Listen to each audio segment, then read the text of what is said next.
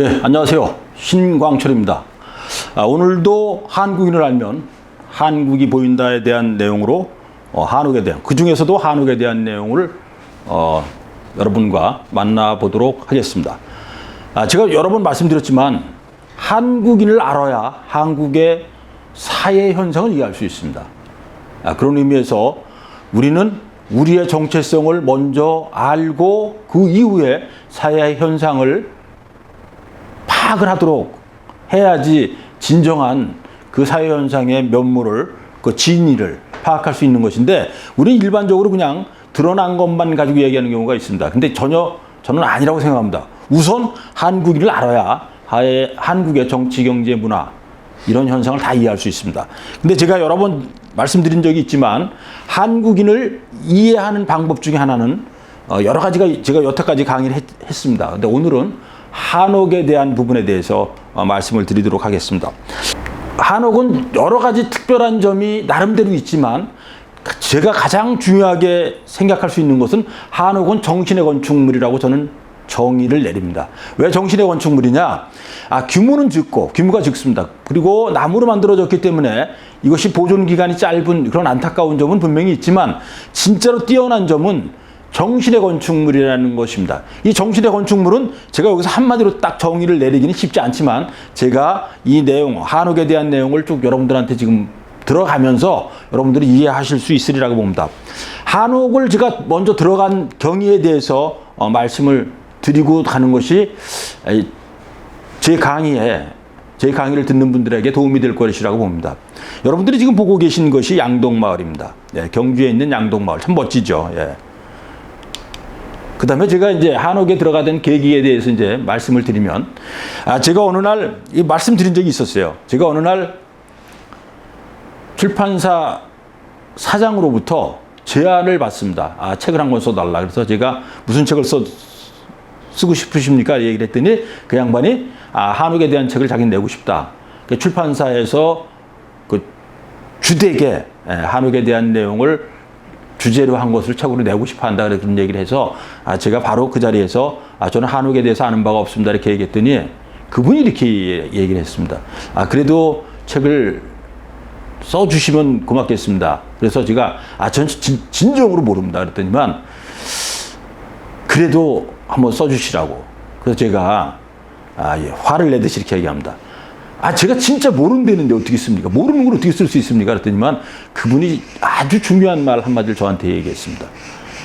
우리나라에 한옥을 짓는 분은 많지만 100명, 1000명도 넘을 수 있지만 한옥을 인문학적으로 정리해서 한옥은 이런 거더라고 인문학적인 관점에서 정리한 책이 현재까지 거의 없습니다. 그래서 이번에 쓰면 신 선생님이 최초가 될 수도 있는 겁니다. 이렇게 저한테 말씀을 하셔서 저는 그때 충격을 받았습니다. 이게 과연 그럴까? 그리고 나서 제가 이제 한옥에 대한 공부를 하면서 느낀 겁니다. 우리나라에 한옥에 대한 책이 진정으로 자료조차도 거의 없구나 하는 걸 제가 느꼈습니다. 그럼 한옥이 유명해지기 시작했는데 누구로부터 유명해졌느냐?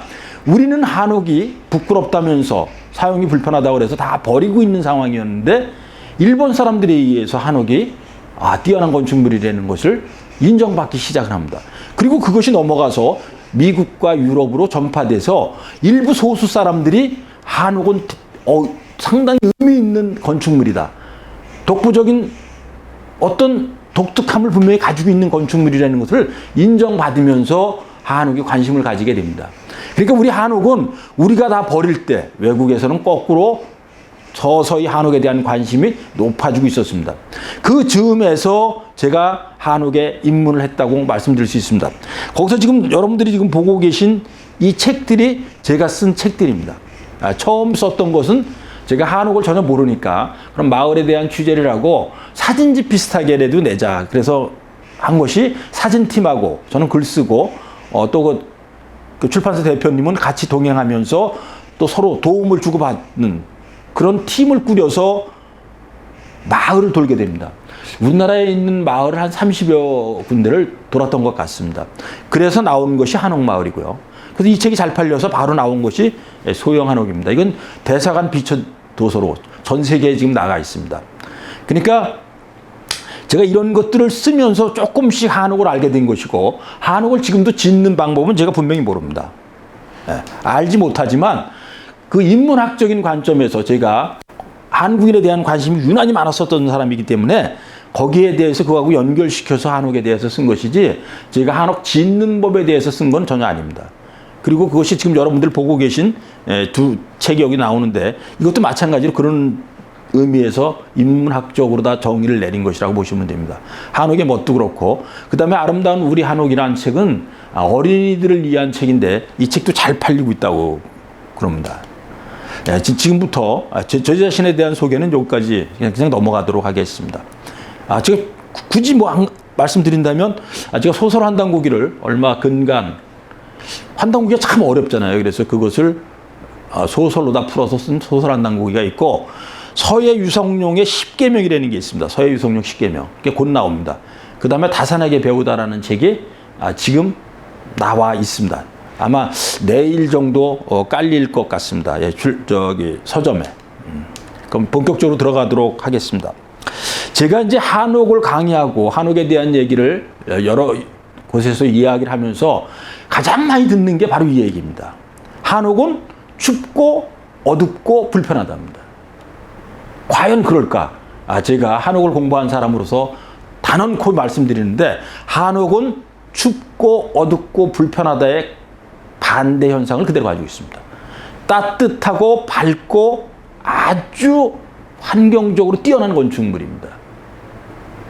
그게 과연 그럴까? 여러분들은 동의 안 하실 수 있지만 한번 제 말씀을 들어보면 아주 짧은 핵심만 말씀을 드리도록 하겠습니다.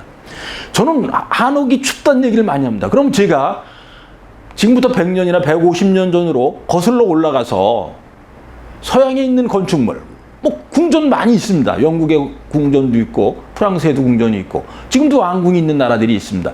그 고건축들, 그 다음에 일본의 건축물, 중국의 건축물들을 지금부터 한 150년 정도로 거슬러 올라가서 똑같이 수평 비교를 했을 때 그들의 집은 따뜻할까? 아닙니다. 그렇지 않습니다. 제가 분명히 말씀드립니다. 보일러가 발명되기 전까지 가장 따뜻한 난방 방식은 온돌이었습니다. 제 말이 틀렸습니까?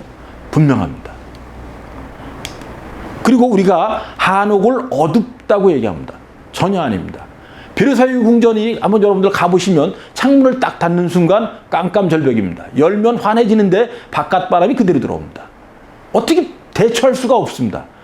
유리가 발명되기 전까지 가장 밝은 집은 한옥입니다. 분명합니다. 아니라고 그러면 그 근거를 저한테 들이대시면 됩니다. 분명합니다. 문풍지가 있기 때문입니다. 제가 창호지가 있기 때문입니다. 그 다음에 우리가 한옥이 불편하다고 얘기하는데 절대 아닙니다. 농사를 짓는 환경에서 가장 과학적이고 편리하게 만들어진 것이 한옥입니다. 뒷간이 그렇고 TV 문화가 그렇고 마당을 비워놓고 있고 창문, 문을 많아서 어디든지 그 짐을 갖다가 들고 날 수도 있고 이동하기 편리하게 만들어진 집이 아주 환경적으로도 뛰어나고 편리하게 만들어진 집이 한옥입니다. 진짜로 우리가 일반적으로 생각하고 있는 거하고 너무 다른 것이 한옥의 지금 위대한 점입니다. 한옥의 위대한 점은 가볍게 보면 추진할 수 있지만 조금 관심을 가지고 들어가 보면 놀라운 건축물입니다. 진짜로 뛰어난 건축물입니다. 그러면 한옥을 제가 한마디로 여기서 딱 정의를 내린다 그러면 이것을 전 먼저 말씀드리고 싶습니다. 여러분들이 지금 보고 계신 바로 이 장면입니다. 이 장면 너무 멋지지 않아요? 이게 이제 우리 아름다운 우리 한옥이라는 책에 지금 나와 있는 겁니다. 제가 쓴 책이고 그림은 다른 분이, 김유경이라는 분이 그 화백께서 이걸 그리신 거고, 그래서 책이 나왔는데 어쨌든 이런 그림이 그려지는 이 따뜻한 풍경, 이것이 바로 한옥의 위대한 점이고 뛰어난 점입니다. 우리한테 익숙해져서 그렇지만 여러분들 외국에 가서 외국 사람들이 이야기하는 걸 보고 그 환경을 본 다음에 한국에 돌아와 보면 전혀 다른 풍경이 있습니다. 산과 들과 강, 그리고 마을이 어우러져서 이렇게 이런 풍경이 어우러져 있는 곳은 세계적으로 거의 드뭅니다. 아주 우리는 너무 흔한 풍경이지만 진짜로 드문 풍경입니다. 산과 들과 마을, 그 다음에 강, 이런 것이 어우러져 있는, 같이 어우러져 있는 곳이 어디 있습니까? 거의 세계적으로 아주 드뭅니다.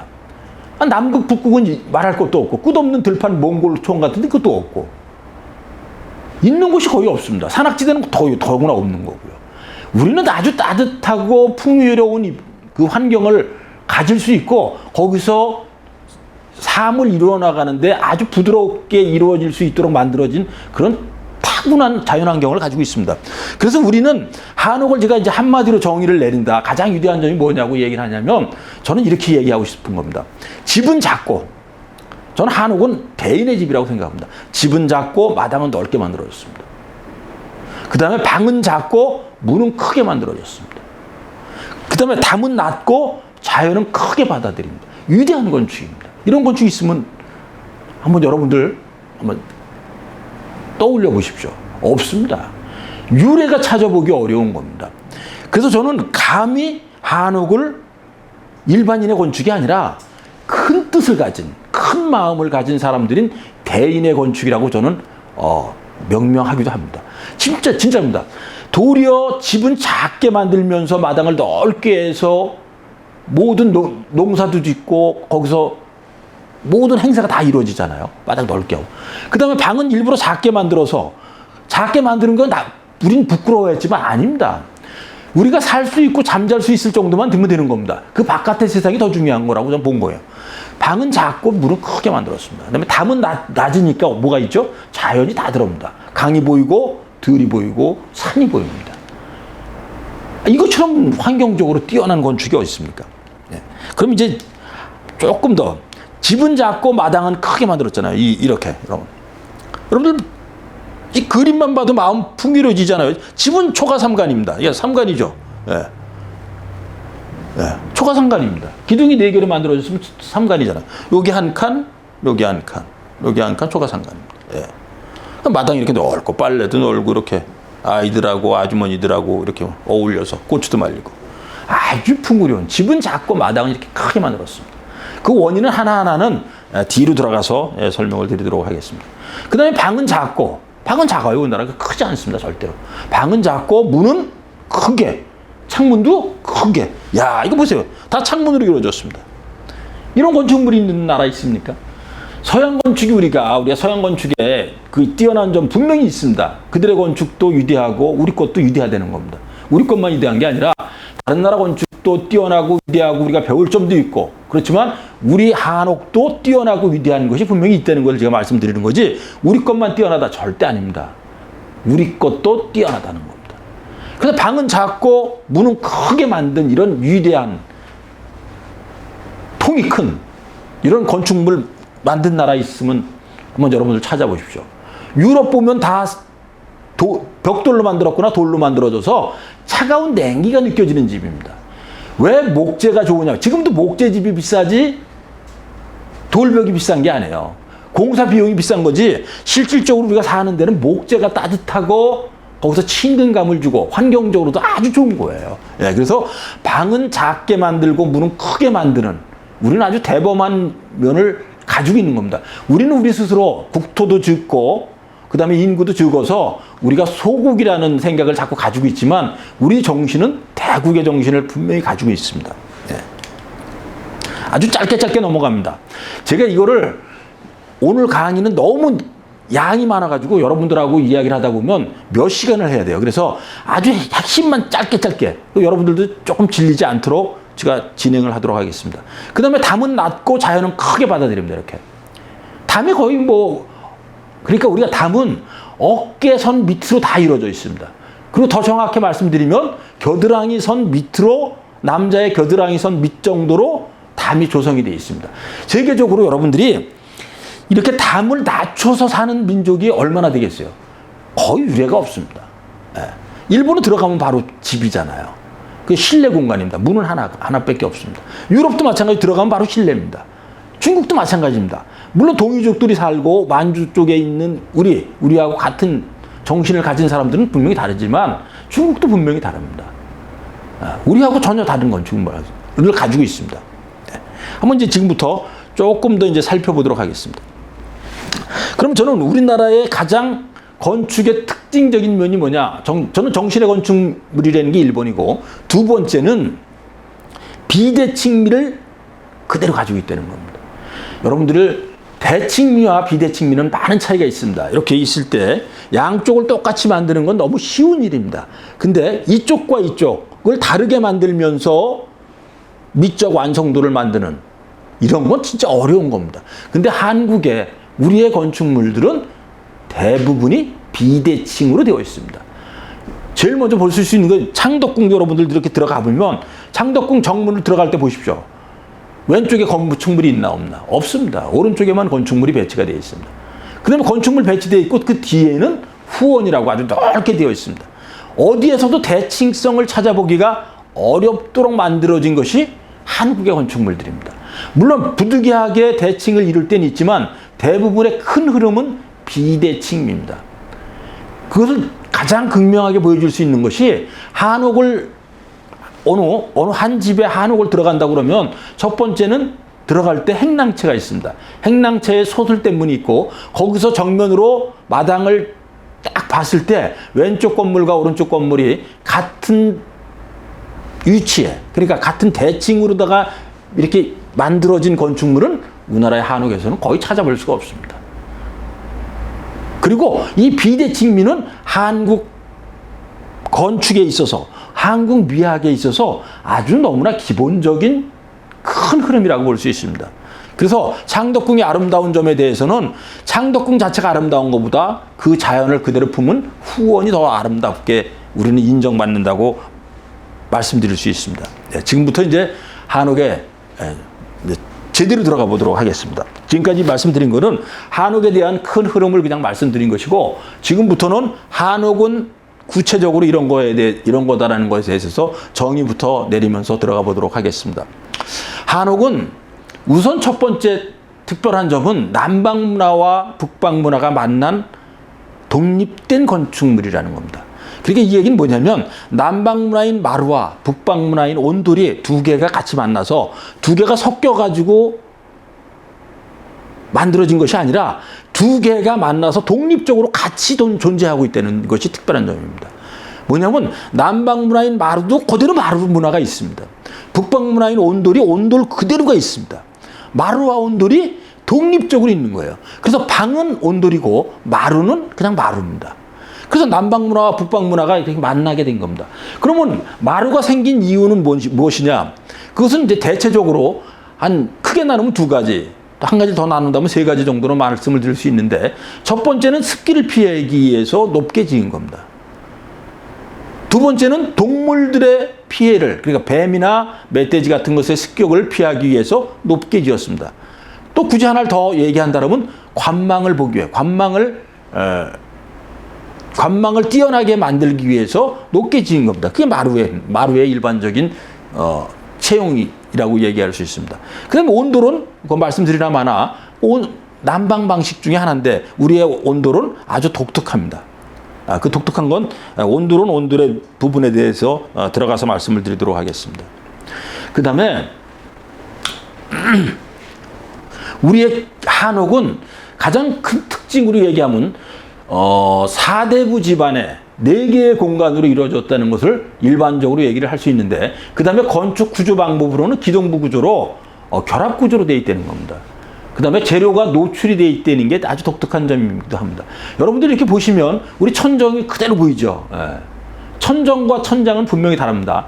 근데 지금에 와서는 천장과 천정이 그런 말이 하나만 남고 하나는 사라져 버렸습니다. 그게 뭐냐면 지금은 천정이란 말은 사전에 있습니다. 근데 천장이란 말은 찾아보면 없습니다. 근데 우리 어릴 때는 분명히 천장과 천정이 나눠져 있었습니다. 예를 들면 이렇게 위에 막어서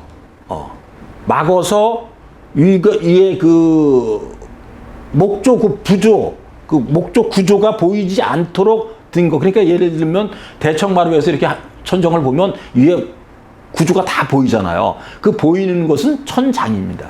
그리고 이렇게 막아준 거 있습니다. 이렇게 방에서 다 막아줬죠. 막아준 건 천정이라고 그러는데 지금은 천장이라는 것을 인터넷으로 쳐도 그 용어 자체가 아예 나오질 않더라고요.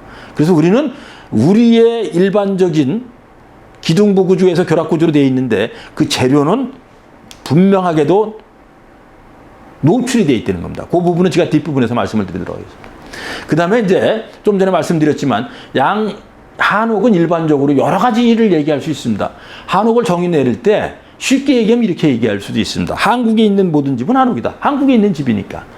그러나 우리가 한옥에 대한 일반적인 정의는 이렇게 내리는 것이 건축법하고 우리가 문화적인 정의하고 분명히 다릅니다. 저는 문화적인 정의를 내렸을 때 양반 사대부 집안에 4개의 공간을 가지고 있는 집을 한옥이라고 얘기하는 것이 일반적입니다. 그 다음에 기와집으로 되어 있고 목조 구조로 되어 있고 그 다음에 일반적으로 지금은 사라졌지만 내외벽이라는 게 안채와 사랑채 사이에 있습니다. 근데 지금 이 한옥이 근대화되면서 제일 먼저 사라진 게 뭐냐면 내외벽입니다. 우리는 남녀를 철저하게 나눠서 안채는 여성 공간으로 사랑채는 남성 공간으로 만들어서 그 구역을 외부인들이 들어왔을 때 절대 침범하지 못하는 부분으로서의 그 내벽이 있었는데 그것이 제일 먼저 사라지죠. 여기서 여러분들이 보고 계신 것도 마찬가지로 내벽은 지금 보이지 않습니다. 성주 한계마을에 있는 북비고택의 모습인데 참 멋집니다. 저는 우리나라에 여러 한옥마을을 다녀봤지만 저는 개인적으로는 성주의 한계마을을 진짜 좋게 봅니다. 그리고 따뜻하게 보고.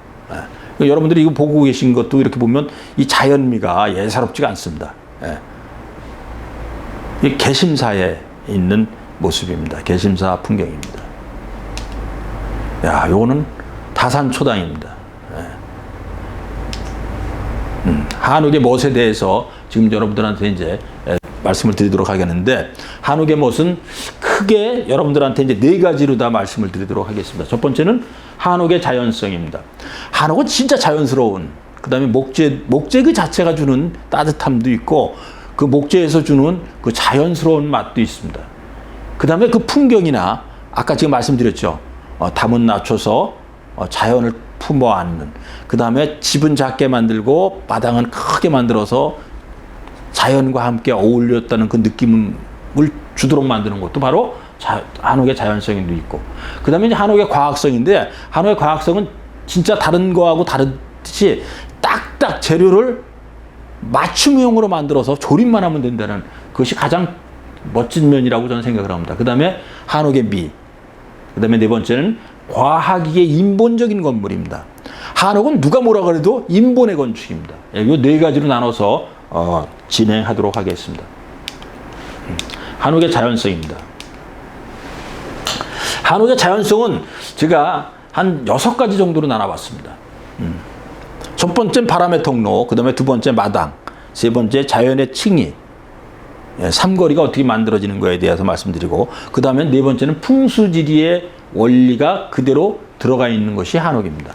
그 다음에 5번째는 개방과 자연과의 소통에 대해서 말씀드리고 6번째는 독립되면서도 종합된 건축물이라는 것, 채와 동의 원리라는 것에 대해서 설명을 드리도록 하겠습니다. 먼저 살펴보시겠습니다. 바람길입니다. 이 바람길은 여러분들이 아시는 분이 많이 있습니다. 바람길의 원리는 뭐냐면 우리는 배산임수에 대해서 일반적으로 집을 지을 때 채용을 많이 합니다. 배산이라는 건 뭐냐면 이 집이 전면으로 제가 전면으로 이 집에서 대청마루에 앉았다고 생각을 하면 이 집은 뒤에는 산이고 앞에는 물이라는 뜻입니다. 이게 배산임수입니다. 그러니까 뒤는 높은 쪽을 두고 집의 앞방향은 낮게 두려는 겁니다. 물이 흘러가는 곳이 낮은 곳이니까. 그래서 배산임수의 기본 원리를 이해하면 바람길이 이해가 됩니다. 그럼 제 뒤로는 뭐가 있죠? 산이 있는 겁니다. 그리고 제 앞으로는 물이 있는 겁니다. 그럼 어떻게 되죠?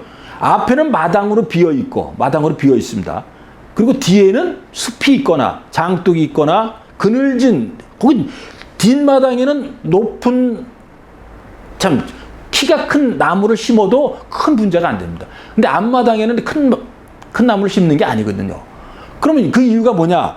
뒤는 산이기 때문에 큰 나무가 당연히 있을 수가 있습니다. 그래서 이제 어떤 원리냐? 마당이 뜨거워집니다, 여러분. 마당이 뜨거워지면 거기 있는 공기가 위로 상승하겠죠. 그럼 뭔가 채우기 위해서 바람이 들어와야 되는데 어디 바람이 들어옵니까? 시원한 쪽에 있는 바람이 들어오죠. 그 뒤쪽이 산이기 때문에 그늘입니다. 그늘에 있는 바람은 시원하고 제 등 뒤에 있는 산에서의 바람은 시원하고 앞엔 뜨거워져서 올라갔습니다. 그럼 바람이 어디로 지나가죠? 이 앞쪽에 상승된 공기가 비워지니까 뒤에 있는 바람이 앞으로 대청을 통해서 일반적으로 지나갑니다. 그럼 여러분들 한옥에 가서 이렇게 마당에 딱 배산임수가 잘 돼 있는 곳에 딱 앉아 있으면 여름에 가보면 보통 온도 차이가 3도 내지 5도가 나는데 보통 3도 내지 5도가 납니다. 근데 3도 내지 5도 나는 데다가 뒤에서 바람이 불어주니까 대청마루에 있으면 아주 시원한 걸 느낍니다. 관망도 좋습니다. 멀리까지 보이고. 그다음에 마당도 이렇게 넓게 보여요. 그러니까 사람이 넓은 마음을 가지게 만든 겁니다. 이게 그래서 제가 앞서서 말씀드렸지만 대인의 건축물이라는 걸 그래서 제가 말씀드리는 거예요. 그래서 뒤에는 여러 가지가 들어 있습니다. 집이 있으면 집 앞마당은 다 텅 비워두도록 만들지만 뒤는 여러 가지가 있어요. 뒤에는 꽃도 심고 나무도 심고 장독대도 있고 그늘도 있고 산도 있고 숲도 있고 그게입니다. 그래서 그 배산임수로 기가 막히게 만들어진 겁니다. 두 번, 이것도 마찬가지로 덤벙주초도 이제 그런 의미에서 볼 수 있습니다. 이 강릉 죽설 위에 있는 그 하단에 있는 모습인데 여러분들이 이거 보시면 이런 기둥 높이가 다 다르죠. 이렇게. 다 다릅니다. 이거는. 여기까지 되고. 저건 또 다르고. 여기 있는 것도 막 쑥 올라가서 됐습니다. 이렇게 우리는 있는 그대로의 모습을 여러 곳에서 보입니다. 한국인의 자연성은 그 천연성 자연성은 아주 타고난 기질이라고 보입니다. 그래서 천연스러움이 아주 기가 막히게 이렇게 만들어졌습니다. 이 덤벙주초는 무슨 뜻일까? 그 정확하게 제가 저도 정확하게 말씀드릴 수는 없지만 이런 것 같아요. 우리 덤벙 된다고 그러는데 대충 하고 뭘 할 때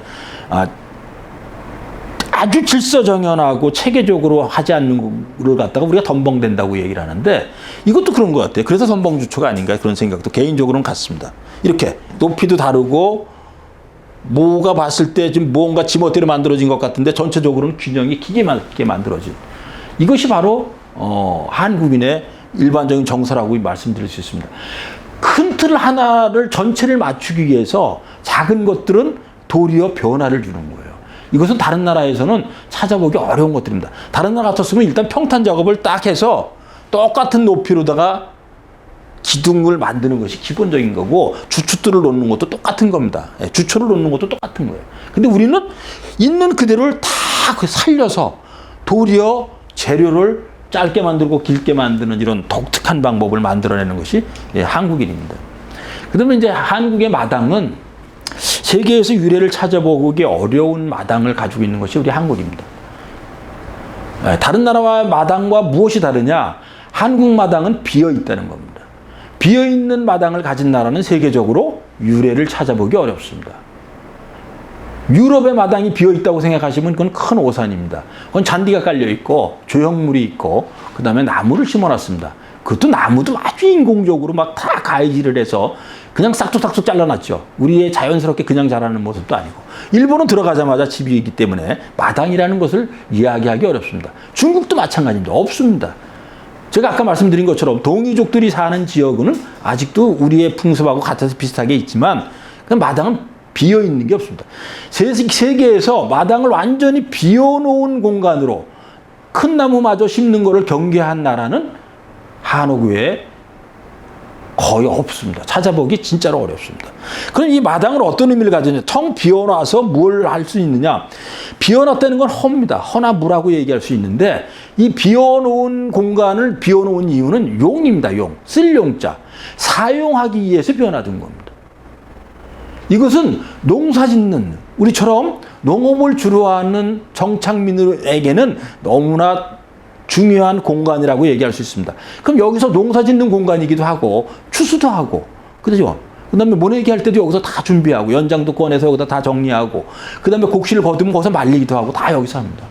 그다음에 또 하나는 모든 행사의 주관처가 바로 마당입니다. 통과일의 주된 공간을 마당이라고 얘기할 수 있습니다. 그다음에 축제의 공간이기도 합니다. 그래서 무슨 문화마당도 다 여기서 이루어지잖아요. 그래서 저는 감히 이렇게 얘기를 합니다. 이 마당은 큰 마음을 가진 사람이 아니고서는 마당 문화를 만들어낼 수 없는데 세계에서 진짜 변별적으로 비워놓은 마당, 큰 마당을 가진 사람들은 저는 한국인이라고 얘기를 합니다. 그래서 안과 박을 경계를 거기서 만나게 해줍니다. 밖과 그 건축물 안, 그 중간지대를 만드는 것이 마당입니다. 그것이 이제 여러 군데 있는데, 그 다음에 집 안에서도 중간지대가, 우리는 중간지대가 꼭 있습니다. 그 중간지대가 있는 이유는 제가 앞서서 여러 번 강의했던 내용하고 똑같은 겁니다. 우리는 극단의 한국인이라고 제가 말씀드렸습니다. 한국인을 내릴 때 가장 핵심적으로 정의 내릴 수 있는 것은, 물론 제 생각이지만, 우리는 극단의 민족으로서 양극단을 같이 가지고 있다고 분명히 말씀드렸습니다. 빨리빨리 서두르는 냄비 근성과 은근과 끈기를 지속하는 뚝배기 기질, 그 다음에 슬픔의 정한인 한의 정신을 가지고 있고, 그 반대되는, 정반대되는 흥의 기질을 가지고 있습니다. 그래서 이걸 가지고, 양극단을 가지고 있기 때문에 충돌할 수가 있다는 겁니다. 그래서 우리는 중간지대를 늘 만들어 놓는데, 바로 집에서는 마당이라고 볼 수 있는 거고, 집 건축물 안에서는 대청마루가 되는 겁니다. 그 다음에 집과 마당 사이에는 봉당이라는 게 있는 겁니다. 대돌입니다, 바로 대돌. 대돌이라는 게 있는 겁니다. 그래서 우리는 이런 마당 문화를 가진 세계에서 드문 건축물을 가진 것이 한옥이라고 말씀드릴 수 있습니다. 그 다음에 우리는 모든 건축물이, 지금 이것도 독특한 면인데, 다른 나라는 건축을 짓겠다, 건축물을 건축하겠다는 생각을 딱 가지면 제일 먼저 가지는 것이 땅을 다듬어야 된다는 생각을 일반적으로 갖는 거고, 그건 누구나 똑같은 생각을 가진 겁니다. 두 번째는 각을 이루기를 꼭 바랍니다. 사각으로 딱 나누어, 이렇게 범주를 사각으로 딱 정해놓고 그 위에다 집을 짓겠다. 아니면 어떤 모양으로 먼저 땅 대지를 고른 다음에 그걸 완전히 구획을 해서 짓는 것을 원칙으로 합니다. 여러분들이 서양의 유명한 건축물들이나 아주 오래된 건축물 말씀드리는 겁니다. 오래된 건축물이라도 똑같습니다. 그들은 그런 원리에 의해서 짓습니다. 다듬은 다음에 그것을 모양을 정합니다. 사각, 직사각형 이런 모양을 정해놓고 그 다음에 건축물을 올립니다. 자금성도 그렇고 베르사유 궁정도 그렇고 영국의 궁도 그렇고 다른 나라 다 그렇습니다. 우리의 건축물은 독특합니다. 우리 건축물은 사각으로 나누지 않습니다. 여러분들 한옥마을에 가서 한옥의 집들을 보시면 요즘 새로 해서 개축을 한 거 말고 있는 그대로의 집, 옛날 집들을 보면 골목도 꼬불꼬불하게 졌습니다. 왜냐? 집을 있는 그대로의 모습으로 지었기 때문에 땅 모양을 굳이 사각으로 축대를 쌓거나 이렇게 해서 짓질 않습니다. 우리는 요즘에 와서 축대 쌓는 거지, 축대 쌓은 집이 고대 한옥마을에 가보십시오. 한 집이라도 있나? 없습니다. 다듬어서 그냥 그 위에 짓는 겁니다.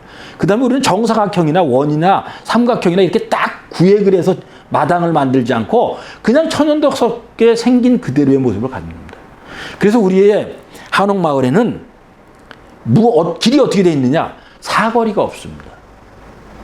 사거리 어디 가도 없습니다. 사거리가 있다 그러면 요즘 새로 만든 겁니다. 분명히 오래된 마을을 가보면 다 마을은 삼거리로 이루어졌습니다. 어떤 모양으로 이루어졌느냐? Y자 모양으로 만들어진 것이 한국의 길입니다. 그러니까 두 개의 길이 이렇게 만나서 이렇게 진행을 하는 겁니다. 네.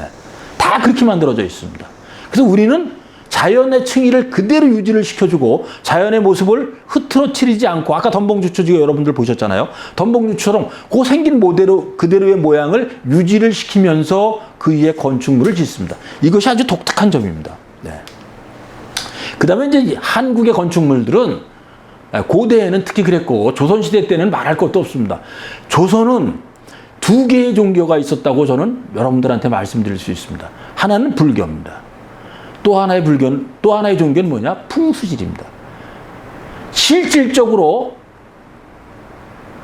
조선의 정신세계를 집을 짓고 건축물 하나하나를 완성을 지을 때마다 제일 중요하게 여긴 게 뭐냐면 종교가 아니라 풍수질 이야기입니다. 그래서 이 풍수질에 대해서 어느 정도로 몰입을 했느냐? 조선의 유명한 사람들을 조사를 해보면 풍수지리에 관련이 안 된 사람은 아주 드뭅니다. 다산 정약용 같은 분은 예외적으로 풍수지리를 믿지 않은 분이기도 하지만 그런 분들은 진짜 소수입니다. 그래서 이 풍수지리를 그러면 우리는 기본적으로 이해해야지 한국의 마을을 이해할 수가 있습니다. 첫 번째는 장풍득수라고 얘기를 합니다. 장풍득수는 무슨 뜻이냐면 가둘 짱자입니다. 풍은 바람풍입니다. 바람을 가둔다는 겁니다. 득수는 뭐냐면 물을 얻는다는 겁니다. 그러니까 아까 배산임수하고 같은 원리입니다. 그러니까 장풍은 뭐냐면 주위가 이렇게 사발, 이렇게 여러분들이 생각하시면 사발이 이렇게 있으면 사발을 이렇게 놓은 것처럼 이렇게 둘레가 다 갇힌 모양이 장풍입니다. 바람을 이렇게 다 갖춰져 있으니까 사발 안으로 바람이 들어갈 곳이 없잖아요. 이것이 바로 바람을 가둔다는 뜻입니다. 그러니까 외부의 바람이 쉽게 침범하지 못하도록 만드는 것이 장풍이라는 것이고요. 득수는 물을 넣는데 내 앞쪽에 있는 것이 앞쪽에 물이 흘러가도록 되어진 지형이 좋다는 것을 얘기하는 겁니다. 이것은 달리 얘기하면 배산임수하고도 득수는 직접적으로 연결이 됩니다. 그래서 우리가 일반적으로 얘기를 하면 이건 조심스러운 얘기기는 합니다. 이건 넘어가겠습니다. 그 다음에 이제 한옥은 진정으로 개방과 자연과의 소통이 잘 돼 있는 건축물 중에 아주 대표적인 건축물이라고 말씀드릴 수 있습니다. 뭐냐면 그걸 아주 상징적으로 보여주고 있는 게 바로 이건데 아까 제가 말씀드렸던 것 앞에 말씀드렸던 거하고도 여기서 연결이 되지만 그러니까 집은 작고 마당은 넓어서 확 트인 맛이 나고 그다음에 방은 작고 문은 크게 만들어서 그냥 열면 그냥 확 바깥이 보이고 담은 낮게 만들어서 자연을 받아들이게 만들고 이런 원리하고 같이 연결선상에서 볼 수 있는 건데 이것이 바로 여러분들이 지금 보고 계신 이 사진으로 그것을 한마디로 증명한다고 볼 수 있습니다. 이건 뭐죠? 예, 들어걸개입니다. 들어서 걸었다 해서 들어걸개입니다. 들어걸개 문이라고도 얘기하지만 일반적으로 들어걸개가 정답이라고 말씀드릴 수 있습니다. 이건 뭐냐면 분합문이라고 있습니다. 분합문은 뭐냐면 이렇게 문이 접었다 폈다 하는 겁니다. 이렇게 접었다 폈다. 예. 접었다 폈다 하는 것을 접어서 위에다가 걸어 놓으면 어떻게 되죠? 여기 여러분들이 여기 좀 보이지 않지만 내부가 환히 열리게 됩니다. 그러니까 분합문을 들어서 들어걸개로 거는 순간 한쪽 벽이 사라져 버립니다. 그럼 어떤 경우는 정자 같은 경우에는 진짜 뜻밖에도 이런 게 있습니다. 네 방향 모두가 들어걸개로 만들어진 집 정자들이 있습니다. 그럼 어떻게 되죠? 들어걸개를 다 걸어 올리면 다 들어 올렸습니다. 그러니까 벽이 순간 다 사라져 버립니다. 세계의 어느 나라에 벽을 사라지게 만드는 그러니까 벽을 없애버리는 건축물을 만든 나라가 있을까요? 저는 아직까지 찾아보지 못했습니다. 여러분들도 한번 관심을 가지고 다른 나라도 이런 기법을 사용을 해서 건축물을 진 집이 있는가 이런 한번 찾아보시기 바랍니다. 진짜 없습니다.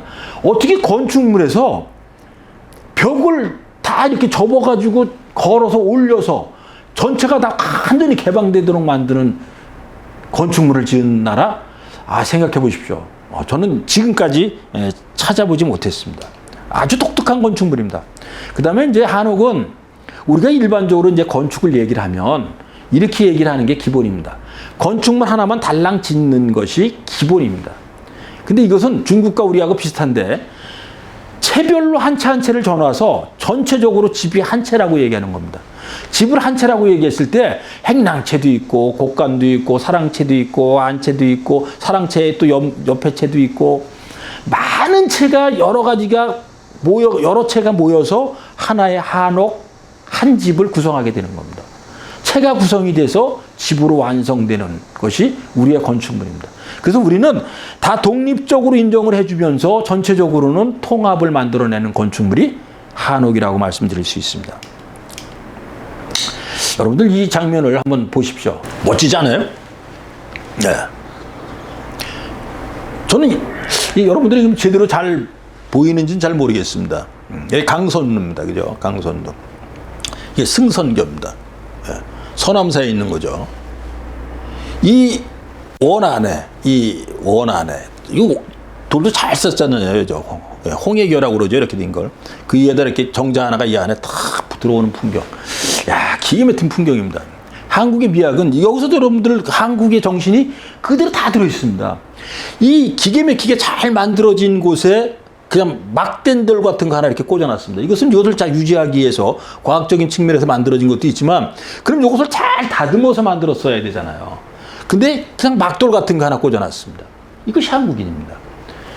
우리는 천연덕스럽게 그냥 뭐 하나 흐트러 놓는 거, 전체를 다 기계 막히게 정교하고 완벽하게 딱딱 조직적으로 체계적으로 만들어 놓고 어떤 거 한 부분을 흐트러 놓는 기질이 있습니다. 바로 이런 것도 똑같은 겁니다.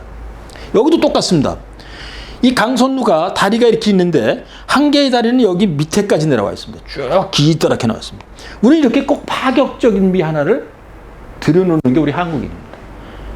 이런 면은 여기서만 보이는 것이 아니라 한국 건축에 아주 기본적으로 보이는 아주 독특한 면입니다. 이건 한옥하고 조금 다른 미학이지만 이런 것이 한옥에도 그대로 채용이 되고 있다는 겁니다. 그 다음에 이제 한옥의 과학성을 말씀드리겠습니다. 한옥의 과학적인 면으로다 이제 여기 좀 5가지를 해놨는데, 목조 가구식으로 돼 있고, 온돌도 상당히 과학적이잖아요. 그 다음에 처마태양의 남중고도도 그렇고, 마루의 발달과 기단도 아주 과학적인 원리에 의해서 만드는 겁니다. 그 다음에 이제 천정 높이가 중심 원리하고 이 인간의 인본 원리하고 상당히 연계된다는 것도 말씀드립니다. 지금부터 이제 하나 살펴보도록 하겠습니다.